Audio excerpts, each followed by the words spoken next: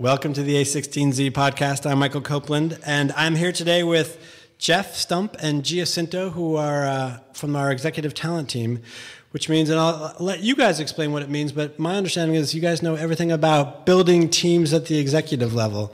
And so we're here to talk about that today. Welcome, guys. Thank you for having us. I hear you guys talk about this a lot, and others, and one of the things that startups always grapple with is this kind of notion of fit. We're going to hire somebody, we're going to bring them into our little family, we want to make sure that they're going to be a good member of the family, but how important is fit? And then I want to get into is there a method and a process for something that's so squishy? Yeah, no, there's definitely a method to the madness, and fit means many things. There's fit around the role, right? And can this person be effective and have success in the role? And then there's fit when people talk about fit around culture, right? And so two totally different things to evaluate for two just very different dimensions in a candidate. And so, if you're a young company, how should you go about, I guess, analyzing for it? Before I mentioned, there's kind of like at the highest level, there's two dimensions. There's the cultural fit, and then there's the position and role fit. Mm-hmm. I generally believe there's in the role category, there's expectations, right, that have to be aligned. There's a certain alignment of motivations, and then the byproduct of those two things is really fit, right? So to go a little bit further, for example, you hire a VP of sales. An alignment of expectations is that VP of sales thought, coming in, they could hire 20 reps. The CEO, in his mind, had 10 reps. Right. Bad fit, right? It was misalignment of expectations, and we all of a sudden, now you have an issue that they're trying to figure out, there's a misalignment of what you need me to do with the resources that I have. And that could be a misalignment that could say, that founder could walk away from that conversation. It's like, this guy just doesn't get it.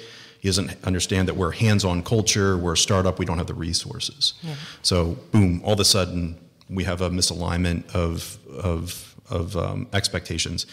Motivations is a whole different category. It's like, what are the motivations of an executive coming into a company? Like, what do they want to go build? Do they want to really build a 100-year company?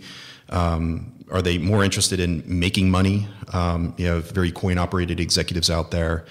And depending on the CEO, maybe that founder CEO is interested in flipping their company in 2 years. Mm-hmm. Well, you might want to have someone that's not interested in building something for the long term. You could have a misalignment of motivations of coming on board. And so, again, it's the byproduct of those two that usually end up saying, well, they just weren't a good fit for these reasons. Something that's important is back to the culture piece and fit around hiring your leadership team. Probably in an early stage company, there's a lot of engineers, and R&D is king. And if you are going to hire a leader in another discipline, that being sales or marketing or finance, for that matter, the company, the CEO has to be prepared that the culture might change a little bit, and they want to control the culture to some degree, but they also have to embrace that a sales guy might come in, hire a bunch of sales reps, and therefore they're building a bit of a go-to-market culture. So it's just important that expectations around that the culture might change is just as important as expectations around the job. Yeah. Yep. Not that it might change, but that it will, right? Yeah. We've got bean counters and people with big watches in there all of a sudden, right? That's or right. Maybe not these days, but Glengarry Glen Ross. Jeff, what about the culture side of things? Yeah, I recently met an executive at a well-known e-commerce company, and the company's been public for a long time, and he was talking about culture, and I'm like, well, what does culture mean to you? And we went down this rat hole, and the conclusion was this gentleman thought the company got further away from its core values because they, over many years, hired people that really weren't passionate about what the company did, right? And I found this really fascinating. And there's definitely companies in our portfolio, like Brian Chesky at Airbnb, that care deeply about the interest of people that are joining Airbnb. Do they believe in the movement? Do they believe in the cause? And as I think back, some of the hires that haven't worked out, it's like, were these executives all in? Were they all in on what this company was actually trying to do? And you can associate that with consumer brands, but you meet great enterprise executives in like networking, storage, wireless, security. One executive I've met recently is like, I'm a plumber, right? Like I love building infrastructure. And like he believed in his bones when he said this statement, and like it give you chills. Like he just loves building storage, and it was a virtualization. I'm guessing he's met our general partner Peter Levine here. Yeah. So at any rate, like I would encourage any hiring manager to test for that, and like do they really believe in the company? Otherwise, it's just a job. And in our young companies, you got to believe in the mission. And so I get that intellectually, but it sounds to me like it's one thing kind of wanting to have that, but then actually testing for it and checking it to make sure it's there. How do you possibly do that? Yeah, those things are, I think those things are pretty interesting. Like, for example, I wouldn't show up to Pinterest without having used Pinterest. Right. I wouldn't show up to eBay without having used eBay. Like if they ask me if I use the platform, I'm sitting there, not yet. Right. I would more or less look like an idiot. So I think just one, what's their usage of a consumer platform, and then how you test for it is just like, are they deep thinkers? Right? Are they deep thinkers around using the technology, whether it be in infrastructure or enterprise or in consumer? And are they futuristic thinkers around it? Like, are they thinking long term where this industry is going? And that's fairly obvious when you get into an interview. Like, can they articulate what they see in the future around this particular technology in our world? Yeah. Gia, how do you check for that sort of all-in-ness for executives? I mean, some of it is just the exterior and how excited they present themselves. However, with all the disruption that's happening in technology and healthcare and education and financial services, like I'm seeing people out of eBay, want to go to some health tech startup because maybe their father has diabetes or something, which is something Omada is tackling. But when someone has maybe a personal story around why particular technology is of interest to them, I test for the personal side, I guess is what I'm trying to say. Right. Yeah, that's a really good point, because we'll leave the portfolio company out of it, but we have an executive joining one of our companies, and she's leaving a $6 to $7 million annual package on the table to go do this thing. And like, what better example do you need? Like, and it wasn't a difficult decision for her. Like, she just believes, like, she wants to do something that's going to make this place a better place to live. Right. And the fact that she's walking away from it is pretty amazing. Yeah. Well, okay, so that's one thing, and it sounds to me like you want that commitment and that passion in an executive coming into a role. But then there's all these other parts of that comprise culture and fit. And how do you then, what's the process that, especially if I haven't done this before, how do you help people make sure that they stand the best chance of, beyond the passion, beyond the, like, yes, I believe in this, that it's going to work with my team and with my people already there, and actually not just my team today, but sort of the way we want to go in the future. You're talking as someone joining the company, or as a CEO hiring? As a CEO hiring. Yeah. The 100-day plan. Yeah. Do you want to comment on the 100-day? Well, I mean, we always we are very passionate about this thing called a 100-day plan.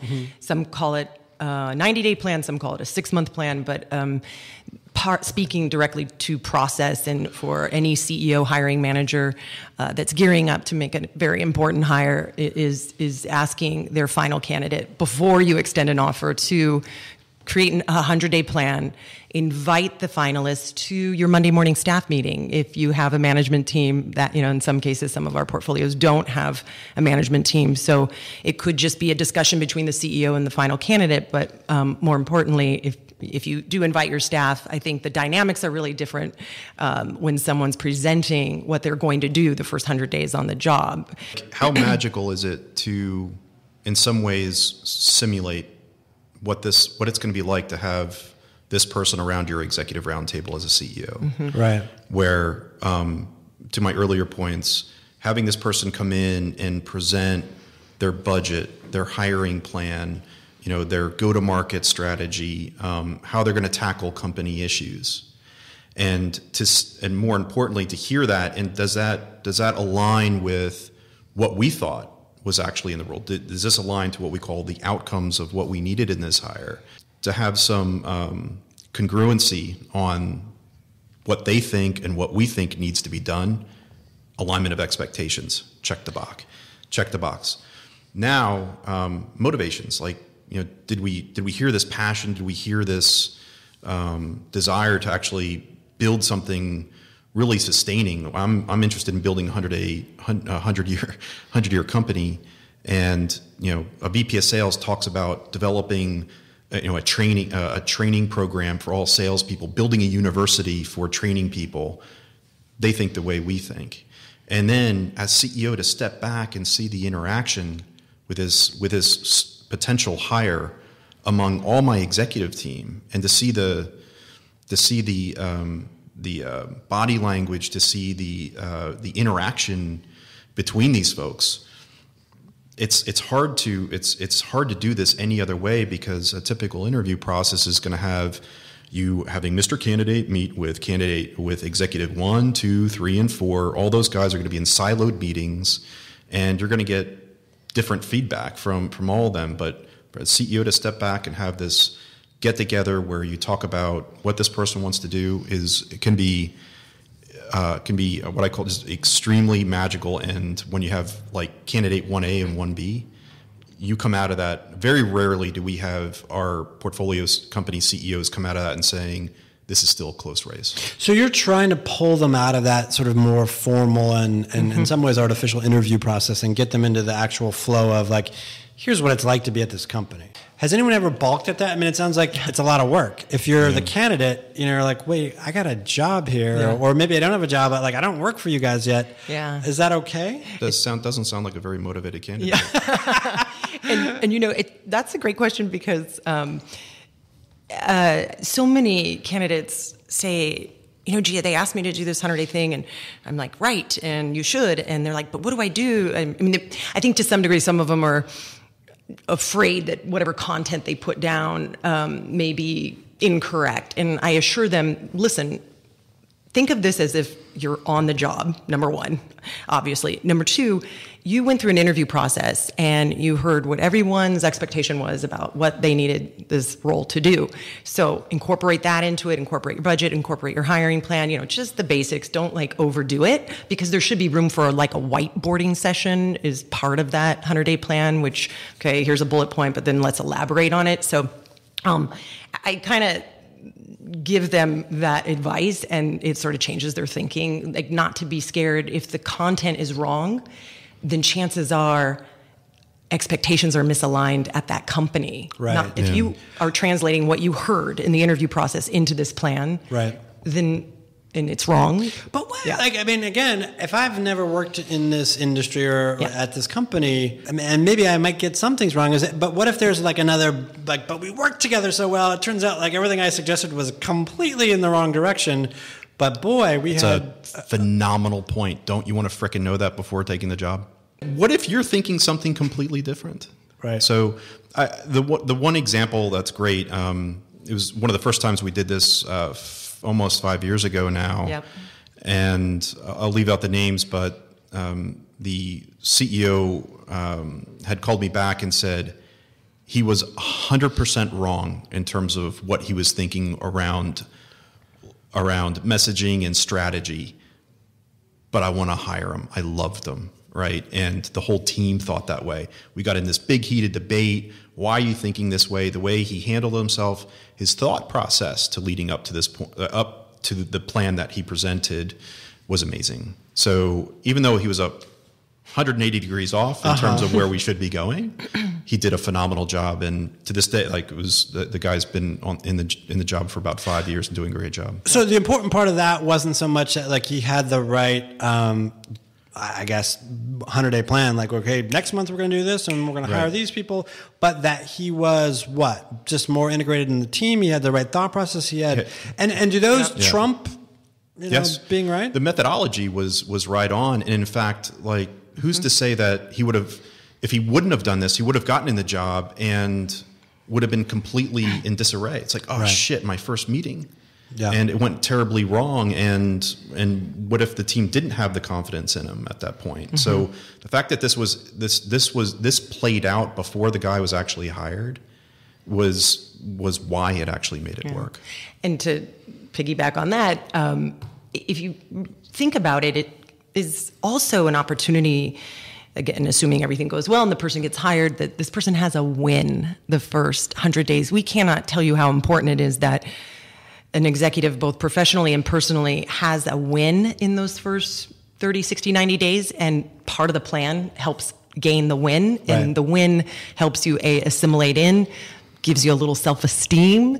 And we find, I think, the stick rate is a little higher of success in people staying in the job longer when they have a win those first 100 days. So, And how often do people then just deploy the 100-day plan? Like, okay, I got the job, and like, it happens all the time. Here's the next 100 days right here. No, it was about 6 months ago, a VP of HR that was hired under one of these, who had not done these before, walked into my office and she's like, I literally laid my 100-day game plan on my desk on the first day of the job and just started at it.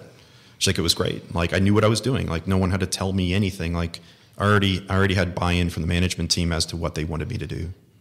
We had a company portfolio recently that is a big fan of the 100-day plan and had two final candidates for VP sales search and was actually just going to fast track the number one candidate, because everything was just perfect, and then started doing references, and something was eating at the CEO, and he was almost going to make him an offer without doing it, and sort of checked himself and went ahead and did the 100-day plan, and then did the 100-day plan with the runner-up candidate, and which helped him make the hiring decision to go with the first guy that he was going to go with. But I think if he hadn't done the 100-day plan, we wouldn't have. I think he would have been second guessing himself a little bit. Yeah. Right. How do you know, though, then 100-day plan goes well, there seems to be fit. When do you know at some point, though, that actually it's working? Like, how long afterwards that this was the right hire, or the wrong hire for that matter? Mm-hmm. Well, usually we don't get a phone call. So that's always good. This person? Yeah, that's a good thing.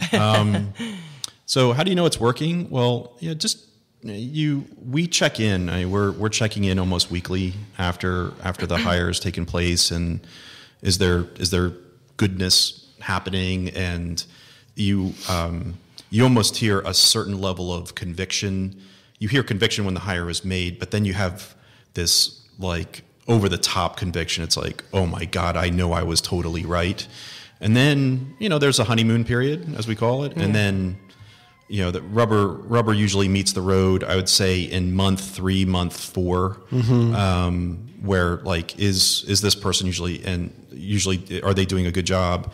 And to Gia's point, the great examples are like, they had a win. Right. And when we're hearing that conviction in the voice of a founder CEO, it's like, man, they just hired this guy from this company, or they just hired an amazing sales rep and recruited her out of this company. And like you hear this win that happened that is either a transformational hire or it's a transformational impact on the business. And right.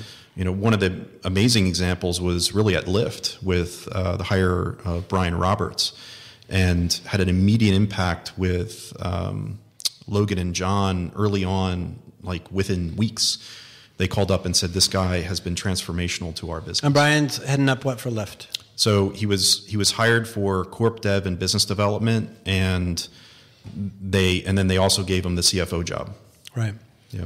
What about the flip side when it's not working? I was thinking about that. Like, when has it not worked? And there are two scenarios that stick out. And I have to say, and Jeff, if you have more to comment, one in particular was, the guy got under the hood and there was a lot of dysfunction that was happening in the company, that there was no way as a candidate that he would have been made aware of unless he got there, and so so that was just sort of a bad situation, and the other situation was in marketing in particular, where the role was sort of divided. I'm not sure the person was set up for success because they came in as the CMO, but the product marketing group was sitting somewhere else, and there wasn't enough synergy between the two groups. So for what it's worth, sometimes I think, if it's an org design issue or, some real bad stuff under the hood, right. None of that happens in our portfolio, of course. You ever see Matthew McConaughey in Failure to Launch? Yeah. So that's usually what I see.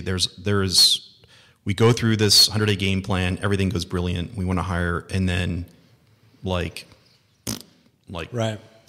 It doesn't happen for whatever reason. There's they become paralyzed, or there's what I call there's literally a failure to launch in the company. And maybe it's a personal issue, maybe it's buyer's remorse getting into the company.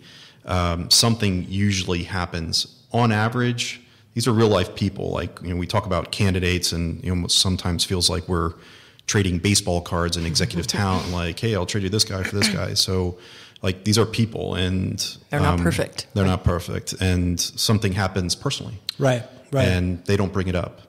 And so, I would encourage, and it's usually a taboo topic. So they get into a job and something happens to the spouse or something happens to a grandmother, and it throws everything in a disarray, and they're not able to really focus. And the unique thing about a startup, there is nowhere to hide, right? There's nowhere to hide. You can't crawl under a desk. You're completely exposed as an executive in a young company because everything's your fault. And something that distracts you like that can lead to a failure to launch. Yeah.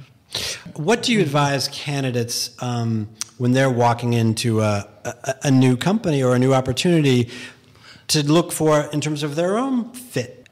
Hopefully most executives have their filters figured out, but not all of them do. So I hear people say, I just want to know I can have dinner with the CEO. He's someone I want to go out and have a drink with. Well, it's not always fun and games, right? Yeah. I think they want to be empowered as an executive, and they want to know that the CEO is going to empower them to do their job. And in some of the cases with a lot of our founders being first-time operators, I think they actually are learning themselves. So some of my advice is also be prepared to be an educator to some founders, not all. But I think knowing that part of your job is not just execution and strategy, it is also being somewhat of a teacher. Right. Has been, I think, some good advice. It's given them a little extra patience to some degree. What else would you say? Yeah, the same advice that applies to a CEO or any hiring manager hiring someone. Alignment of motivations, alignment of expectations. That knife cuts both ways. Right. So a lot of my advice to executives that are embarking on a process, what are you motivated by? And are you guys truly aligned around what they need you to do? Right. If you can't articulate to me now what I've actually had executives, I'm like, well, what do they need you to do?